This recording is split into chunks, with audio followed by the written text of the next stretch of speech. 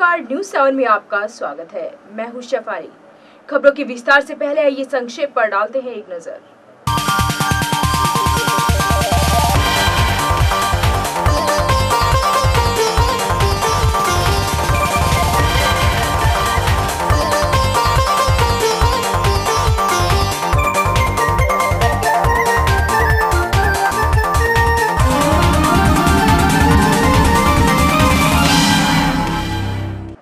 प्रबुद्धनगर के कादला थाना क्षेत्र के गांव परासोली में दो पक्षों के बीच महीनों से चली आ रही रंजिश आज गोलीबारी में बदल गई, जिससे एक युवक की मौत हो गई जबकि कई युवक गंभीर रूप से घायल हो गए।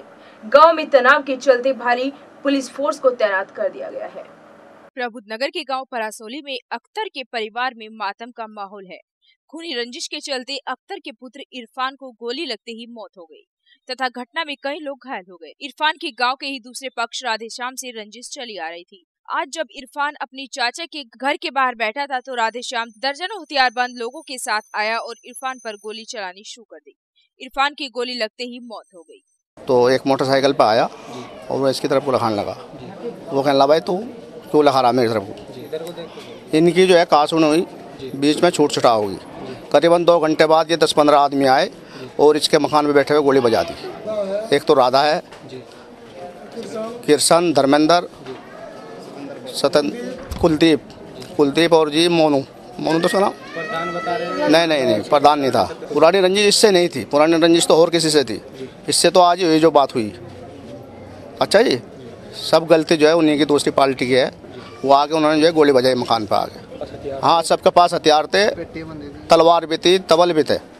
इस घटना के बाद पुलिस मौके पर पहुंची, लेकिन पीड़ित पर लोगों के विरोध के चलते गांव से वापस लौटना पड़ा। बाद में पुलिस अधिकारी भारी पुलिस बल के साथ गांव पहुंची तथा शव को कब्जे में लेकर पीएससी तैनात कर दी गई।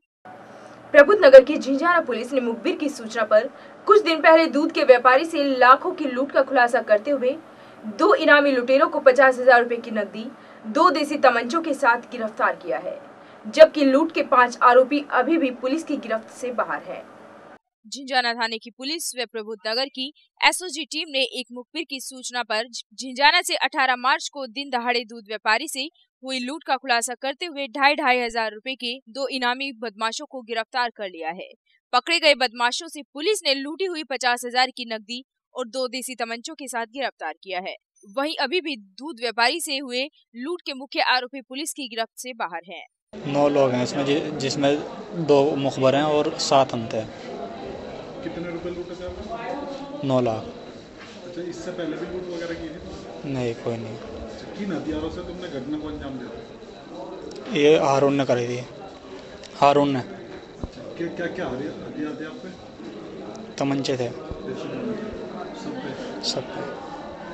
कितने रुपए बरामद हुए? इसमें 30 हमारे पे बरामद हुए।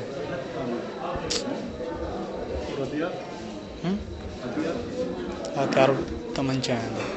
उधर पुलिस अधिकारी का कहना है कि आरोपी ने अपनी बहन के शौक को पूरा करने के लिए ही लूट की घटना को अंजाम दिया है और पुलिस अब अन्य आरोपी की धरपकड़ में जुट गई है।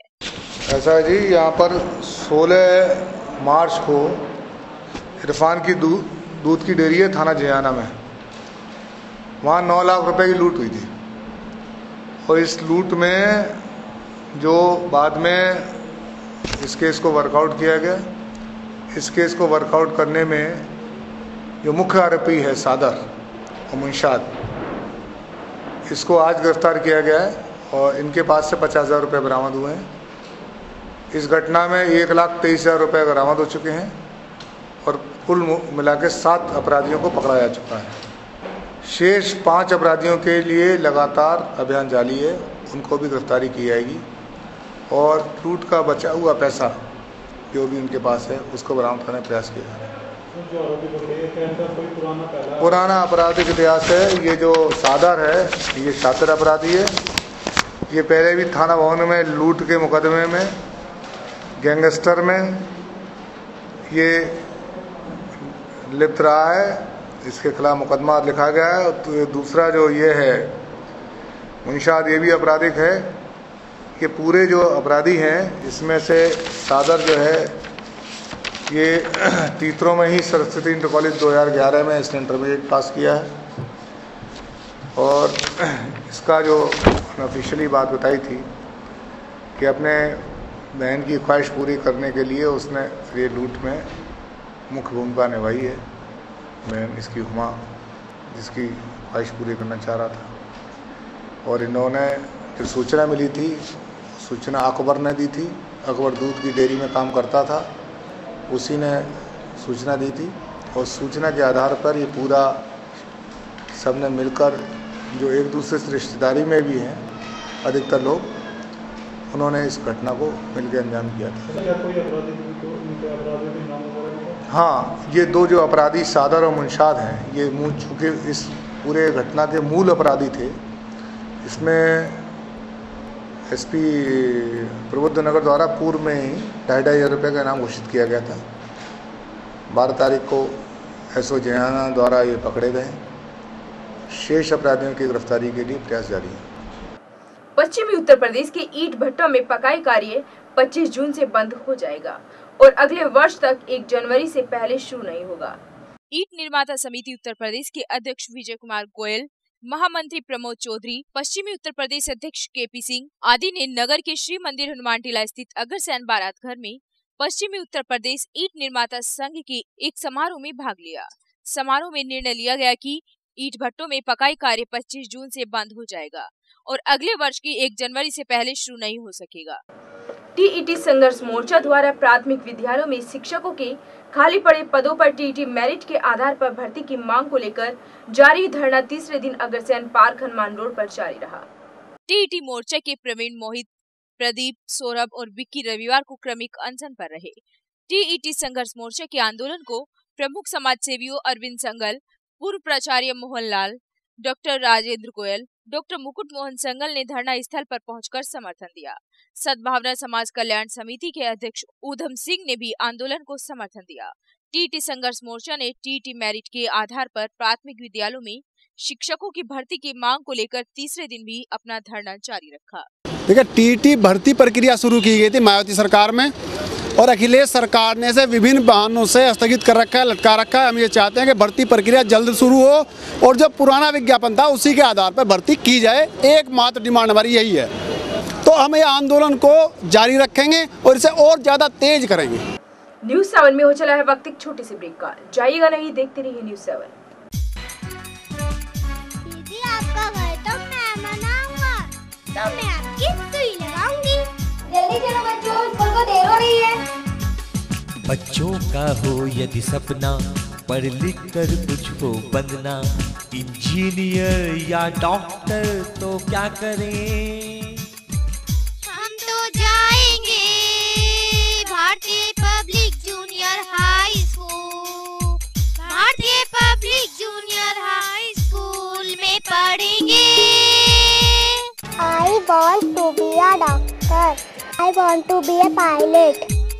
हमारे स्कूल का नाम भारतीय पब्लिक जूनियर हाई स्कूल है। जो हमारे टीचर हमें पढ़ाते हैं, हम बहुत ही मन से उसे पढ़ते हैं और आगे भी हम ऐसे ही पढ़ते रहेंगे।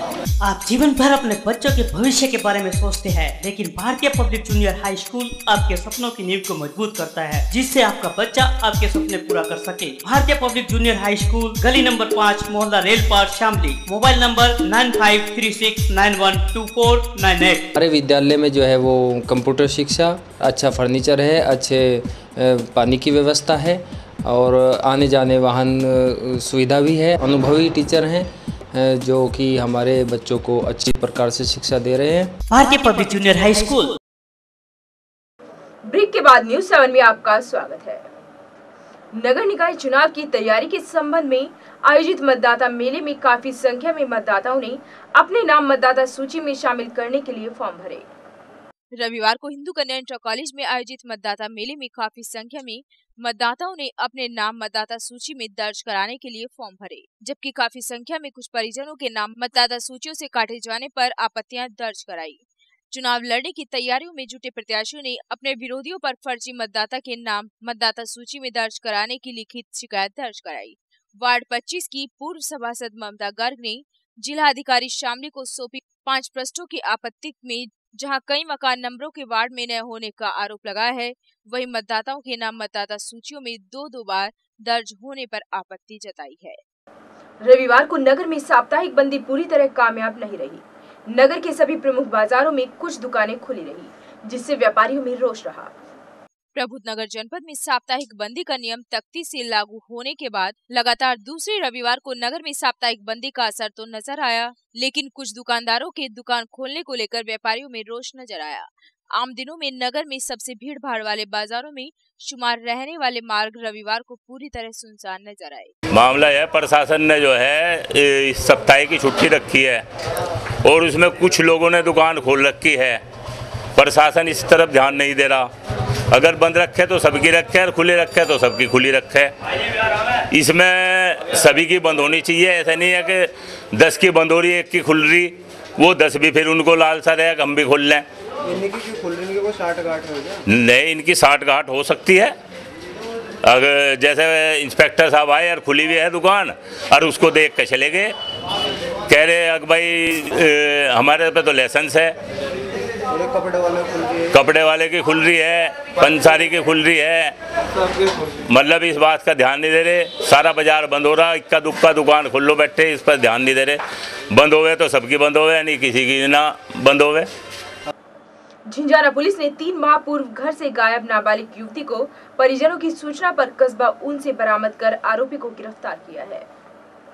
प्रबुद्धनगर के मोहल्ला नाला पटरी पर साइकिल का खेल दिखाने वाले 45 वर्षीय हवा सिंह, जो मूलतः हरियाणा के रहने वाले, ने कृष्णपाल का मकान किराए पर लिया। वहीं उसने मकान मालिक की 14 वर्षीय पुत्री को अपने प्रेम जाल में फंसाकर उसे अपने साथ लेकर फरार हो गया, जिसकी तहरीर थाना झिंझाना को दे दी गई। रविवार को लड़की के परिजनों को पता चला कि हवा सिंह झिंझाना में है, जिसकी सूचना उन्होंने पुलिस को दी। पुलिस ने मौके पर पहुंचकर उसे गिरफ्तार कर शक्ति से पूछताछ की, जिसमें उसने बताया कि वह लड़की के साथ कस्बा ऊन में रह रहा है, जहां से पुलिस ने लड़की को बरामद कर परिजनों को सौंप दिया तथा आरोपी को गिरफ्तार कर जेल भेज दिया। आज के इस प्रोग्राम में बस इतना ही। हम फिर हाजिर होंगे कुछ और दिलचस्प खबरों के साथ। तब तक के लिए हमें दीजिए इजाजत। नमस्कार।